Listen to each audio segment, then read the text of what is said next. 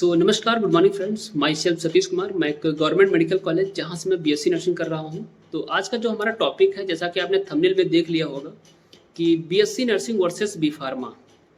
जो friends 12 pass out कर चुके हैं, यानी कि कक्षा 12 वो है पास आउट कर चुके हैं फिजिक्स केमिस्ट्री बायोलॉजी स्ट्रीम से।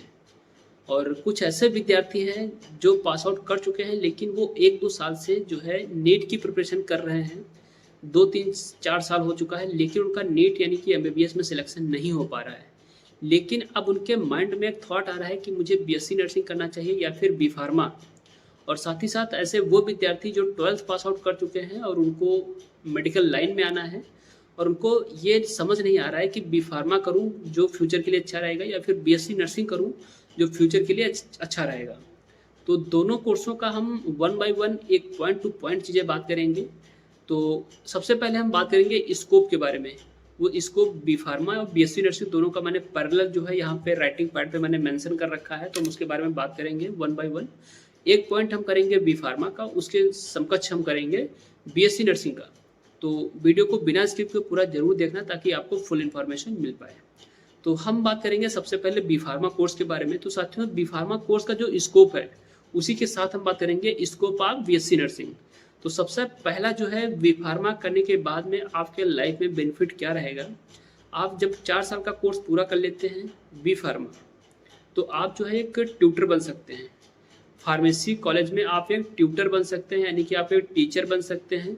वो चाहे फार्मेसी कॉलेज हो या फिर प्राइवेट कॉलेज हो फार्मेसी का, या फिर गवर्नमेंट कॉलेज हो। अगर हम वहीं पे बात करेंगे बीएससी नर्सिंग करने के बाद में, तो बीएससी नर्सिंग भी 4 साल का कोर्स है। 4 साल करने के बाद में आप किसी भी नर्सिंग कॉलेज में जो है आप ट्यूटर बन सकते हैं, चाहे वो प्राइवेट हो या फिर गवर्नमेंट हो।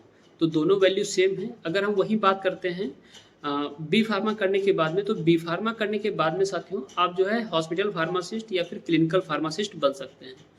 तो उसी के अगर हम समकक्ष बात करते हैं बीएससी नर्सिंग करने के बाद में, अगर कोई विद्यार्थी बीएससी नर्सिंग करता है तो वो जो है होम केयर एक नर्सिंग स्टाफ बन सकता है, या फिर हॉस्पिटल में नर्स बन सकता है, या फिर क्लिनिकल जो नर्स होती हैं आप वो बन सकता है।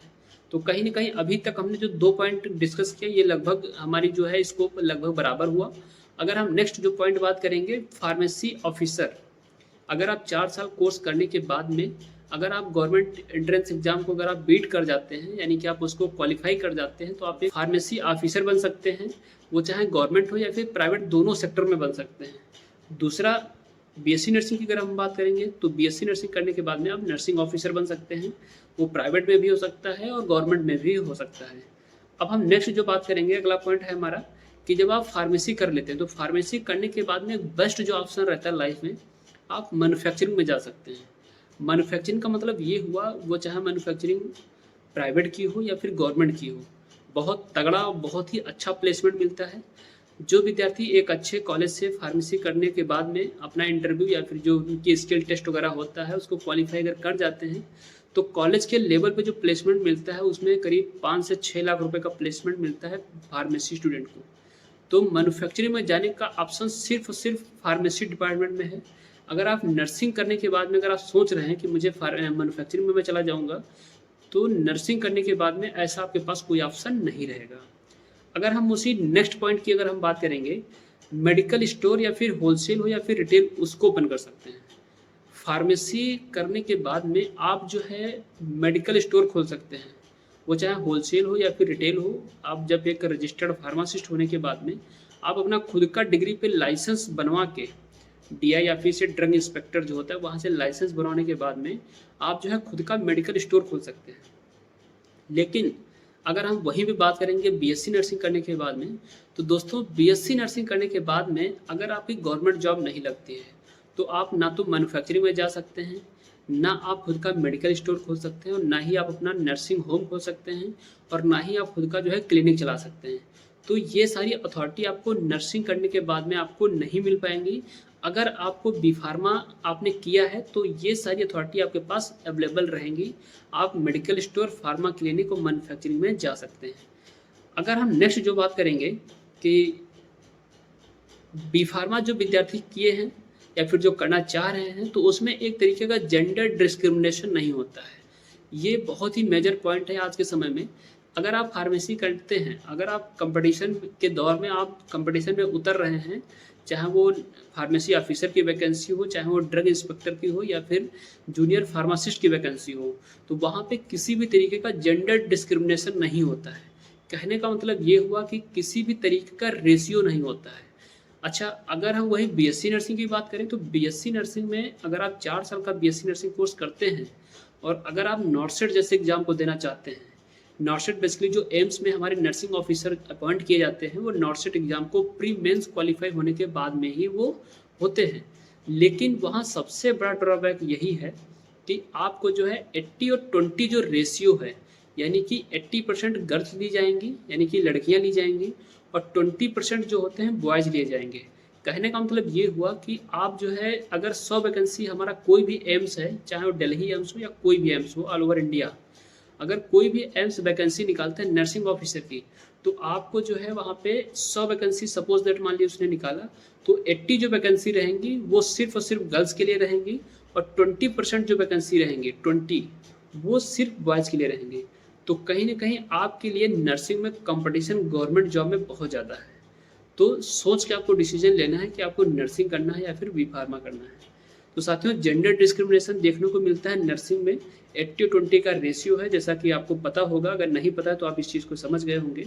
अगर हम वहीं पे बात करेंगे गवर्नमेंट में स्कोप किसका ज़्यादा है, नंबर ऑफ वैकेंसी, और वैकेंसी किस में ज़्यादा आती है, बीएससी नर्सिंग करने के बाद में नर्सिंग की वैकेंसी ज़्यादा आती है या फिर फार्मेसी करने के बाद में फार्मेसी की वैकेंसी ज़्यादा आती है।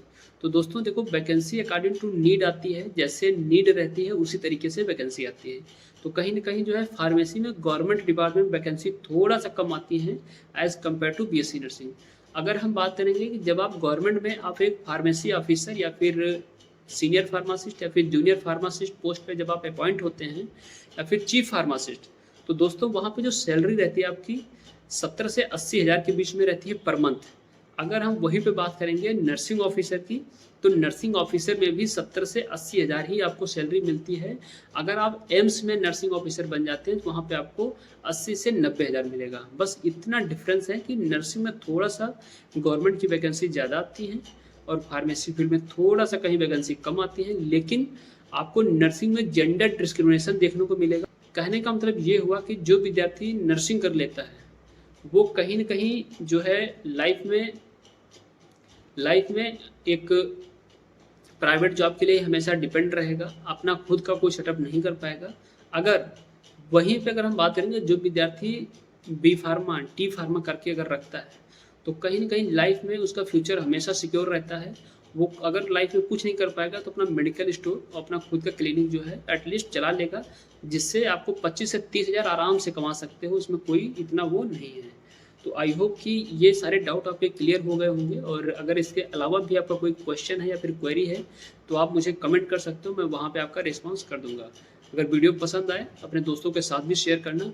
थैंक यू सो मच, मिलते हैं नेक्स्ट वीडियो में, तब तक के लिए टेक केयर, बाय बाय।